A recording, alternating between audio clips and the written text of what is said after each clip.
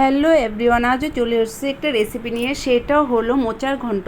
মোচাগুলোকে ভালো করে আমি বেছে ধুয়ে নিয়েছি। এদিকে প্রেশার কুকারে জল দিয়ে দিয়েছি আর হলুদ লবণ দিয়ে সেদ্ধ করে নিব।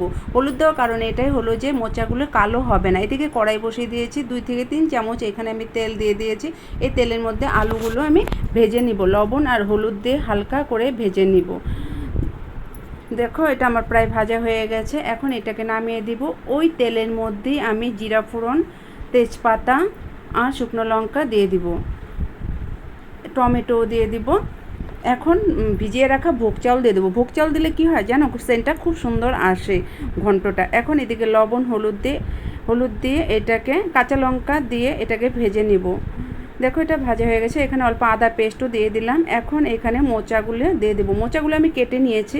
এখন এখানে জিরের গুঁড়ো, কাশ্মীরি মির্চির গুঁড়ো অল্প দিয়ে কষিয়ে নিব, ভালো করে কষিয়ে নিব। তারপরে আমি আলুগুলোও ছেড়ে দিব। আলুগুলি ছেড়েও তারপরে অল্প কষিয়ে নিব ভালো করে।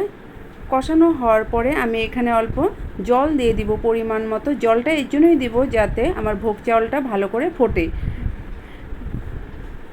আর এদিকে অল্প আমি 1 চামচ ঘি ছেড়ে দিব। নিরামিষ রান্নাতে অল্প ঘি দিলে সেন্টটা খুবই ভালো আসে আর খেতেও খুব টেস্টি হয়। অল্প চিনিও ছেড়ে দেব।